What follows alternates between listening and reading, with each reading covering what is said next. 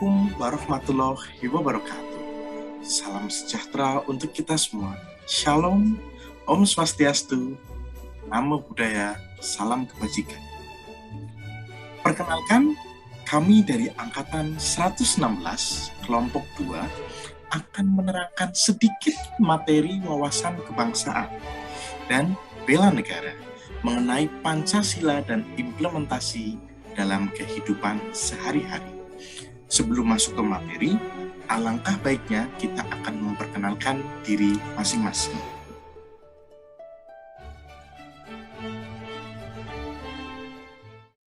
Saya Carina Pusatiyah dari Dinas Pendidikan. Halo, perkenalkan nama saya Dery Herdiano Wiguna, asal instansi dari Dinas Perpustakaan dan Kearsipan Provinsi DKI Jakarta. Saya Eldi Taufik dari Dinas Pendidikan. Dan saya Galuh Kurniawan dari instansi Inspektorat Kepulauan Seribu. Terima kasih. Dan saya sendiri, Jordi Mesah, asal instansi Dinas Pendidikan. Sejarah lahirnya Pancasila berawal pada 29 Mei hingga 1 Juni 1945, di mana Badan Penyelidik Usaha-Usaha Persiapan Kemerdekaan Indonesia atau BPUPKI mengadakan sidang pertama untuk membahas dasar negara. Pada sidang pertama, para anggota masih belum menemukan titik terang mengenai dasar negara Indonesia. Kemudian pada 1 Juni 1945, Soekarno mendapat giliran untuk menyampaikan gagasannya mengenai dasar negara. Gagasan yang disampaikan Soekarno adalah mengenai dasar negara Indonesia Merdeka, bernama Pancasila.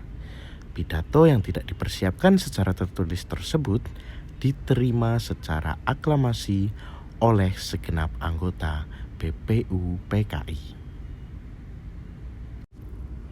Pancasila. 1. Ketuhanan yang Maha Esa. 2.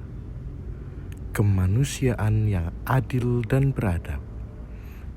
3. Persatuan Indonesia. 4. Kerakyatan yang dipimpin oleh hikmat kebijaksanaan dalam permusyawaratan perwakilan. 5. Keadilan sosial bagi seluruh rakyat Indonesia. Ya, materi yang kita akan bawakan adalah Pancasila, butir-butir sila, makna simbol dan implementasinya dalam kehidupan kita sehari-hari. Untuk mempersingkat waktu, untuk sila yang pertama, kami persilahkan.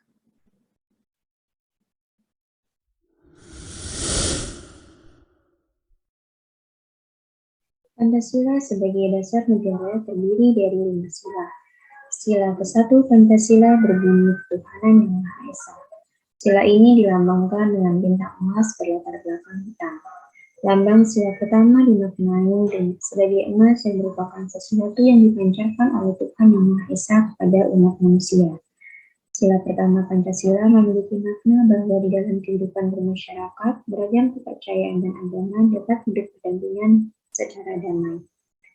Contoh penerapan sila pertama dalam kehidupan sehari-hari yaitu yang pertama, meyakini adanya Tuhan yang Maha Esa, yang kedua, menghormati agama orang lain, yang ketiga, menghormati kebebasan orang lain dalam menjalankan ibadah sesuai dengan agama dan kepercayaan masing-masing, yang keempat, menghormati kebebasan orang merayakan hari besar keagamaan sesuai keyakinan dan kepercayaan mereka, dan yang kelima, tidak memaksakan suatu agama atau kepercayaan kepada orang lain.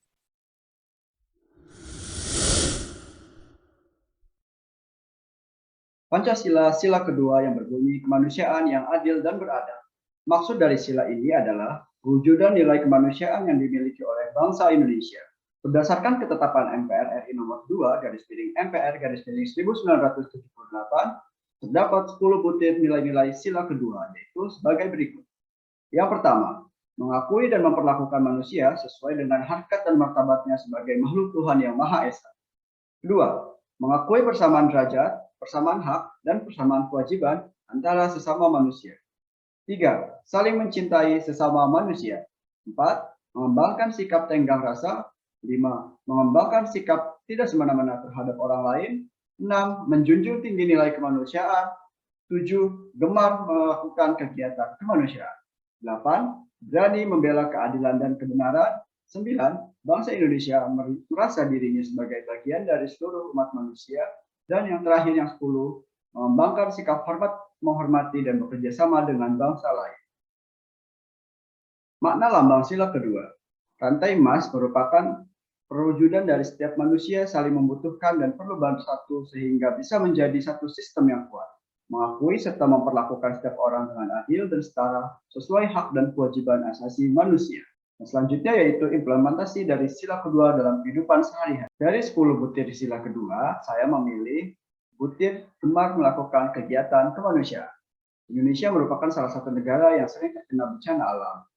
Oleh karena itu, bencana alam tersebut membawa dampak bagi korban jiwa maupun materi bagi masyarakat Indonesia. Oleh karena itu, hendaknya kita sebagai masyarakat bisa saling membantu satu dan lain dengan menyumbangkan tenaga secara langsung maupun dengan sumbangan materi. Terima kasih.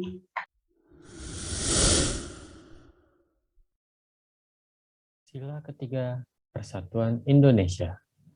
Indonesia memiliki 34 provinsi, 17.508 pulau, 360 suku bangsa, dan 718 bahasa daerah. Dari semua perbedaan itu, kita semua ialah satu tubuh, satu tempat, yaitu Indonesia. Pohon beringin yang besar menandakan tempat sejuk untuk dijadikan tempat berlindung. Itulah Indonesia.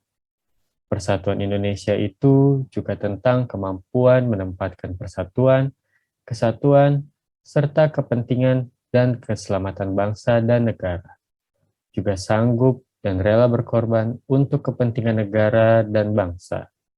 Mengembangkan rasa cinta dan bangga terhadap Indonesia, serta memelihara ketertiban dunia yang berdasarkan dan mengembangkan persatuan Indonesia atas dasar Bhinneka Tunggal Ika.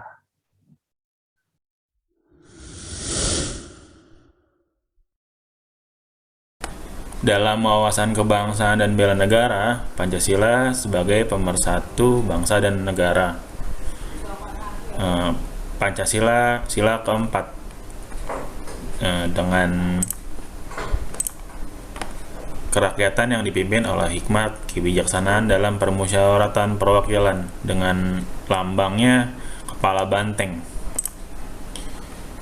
Banteng dikenal sebagai hewan yang suka berkumpul atau berkelompok. Dengan berkelompok, hewan tersebut dapat saling tolong-menolong. Oleh karena itu, kepala banteng sesuai jika menjadi lambang sila keempat yang memiliki nilai gotong royong. Untuk butir-butir Pancasila keempat, yaitu 1. Sebagai warga negara dan warga masyarakat, setiap manusia Indonesia mempunyai kedudukan, hak, dan kewajiban yang sama. 2. Tidak boleh memaksakan kehendak kepada orang lain. 3. Mengutamakan musyawarah dalam mengambil keputusan untuk kepentingan bersama. 4. Musyawarah untuk mencapai mufakat diliputi oleh semangat kekeluargaan. 5. Menghormati dan menjunjung tinggi setiap keputusan yang dicapai sebagai hasil musyawarah. 6. Dengan itikat baik dan rasa tanggung jawab, menerima dan melaksanakan hasil keputusan musyawarah. 7. Di dalam musyawarah diutamakan kepentingan bersama di atas kepentingan pribadi dan golongan. 8. Musyawarah dilakukan dengan akal sehat dan sesuai dengan hati nurani yang luhur. 9. Keputusan yang diambil harus dapat dipertanggungjawabkan secara moral kepada Tuhan Yang Maha Esa, menjunjung tinggi harkat dan martabat manusia, nilai-nilai kebenaran dan keadilan, mengutamakan persatuan dan kesatuan demi kepentingan bersama.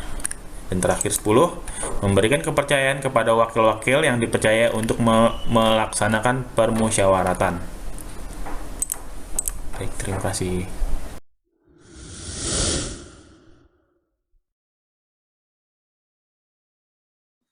Sila kelima, keadilan sosial bagi seluruh rakyat Indonesia. Bunyi itu menyuarakan adanya keseimbangan kelas di masyarakat Indonesia. Sila kelima memiliki banyak butir-butir, di antaranya adalah mengembangkan perbuatan yang luhur, mengembangkan sikap adil, menghormati hak orang lain, dan segala macam yang berhubungan dengan keadilan sosial bagi seluruh rakyat Indonesia. Sedangkan simbol sila kelima adalah padi dan kapas. Makna dari simbol ini adalah sandang dan pangan, di mana setiap warga Indonesia berhak mendapatkan hak-hak dasar tanpa adanya kesenjangan sosial. Sedangkan untuk implementasi sila kelima dalam kehidupan kita sehari-hari adalah, contohnya, seorang pekerja atau pegawai yang mendapatkan gaji dari pemerintah atau negara harus melakukan kinerja yang seimbang atau berbanding lurus dengan gaji yang mereka dapatkan atau yang kita dapatkan.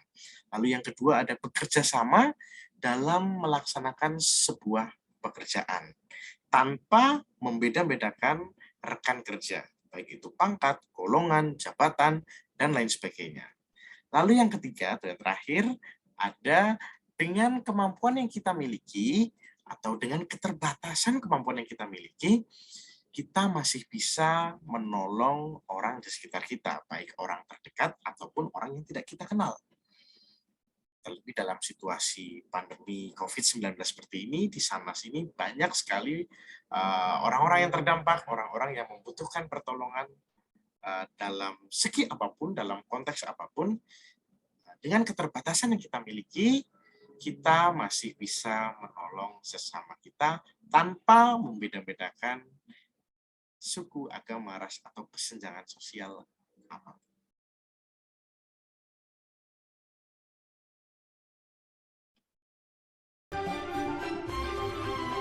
Demikianlah paparan kelompok kami mengenai wawasan kebangsaan dan Pancasila. Kurang lebihnya, maaf. Wassalamualaikum warahmatullahi wabarakatuh.